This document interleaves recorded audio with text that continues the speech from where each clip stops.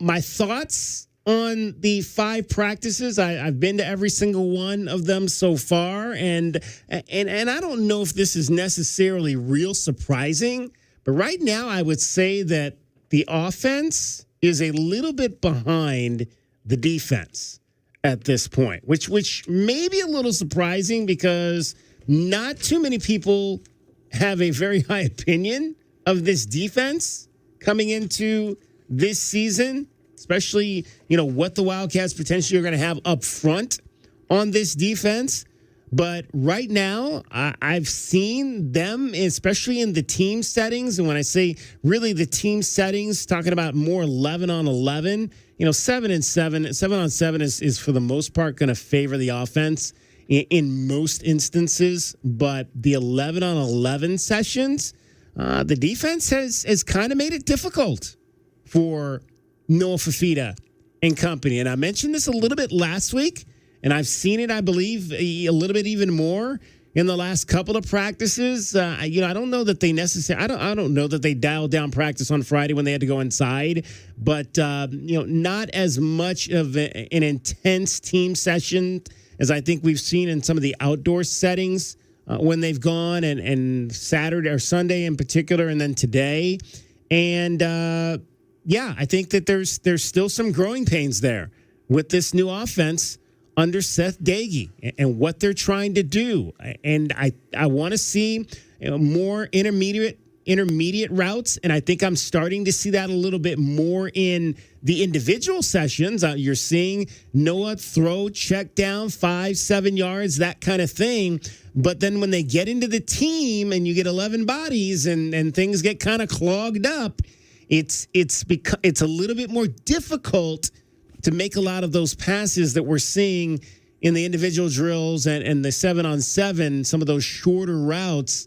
And I'll stand by my thoughts on quarterbacking. Obviously, if you've been listening to this show, if you've been following me for 18 years, I've been doing this. I'm not a huge fan of short quarterbacks, and I've seen a little bit of those issues in this first part of camp, where it's been tough at times for Noah to navigate through the taller bodies to find what he's looking for. And that's not going to be, I don't care how good this offense is, that's a problem you really can't solve unless you get him out of the pocket. And I think we thought we were going to see more of that.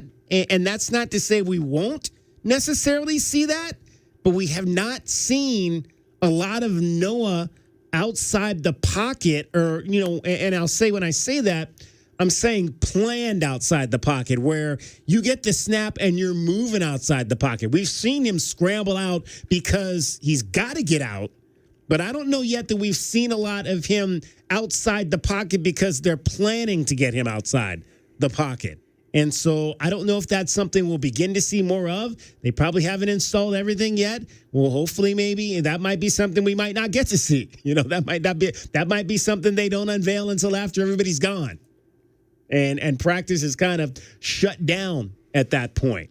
But I have not seen as much of Noah outside the pocket with clear passing lanes that I thought I was going to see from this new offense. So that's my early assessment. Still a lot of growing pains. Still a lot of work to be done.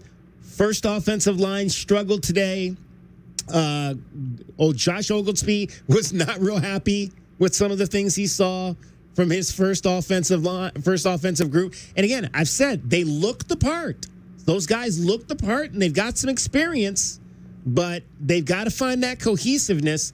And at times, today anyway, and a little bit yesterday as well, that first offensive line was slightly disjointed. And so you've got to get that together. You've got to get that together. And this defense is winning a little bit more. Again, the first team defense is winning against the first team offense just a little bit more in these early stages of fall camp.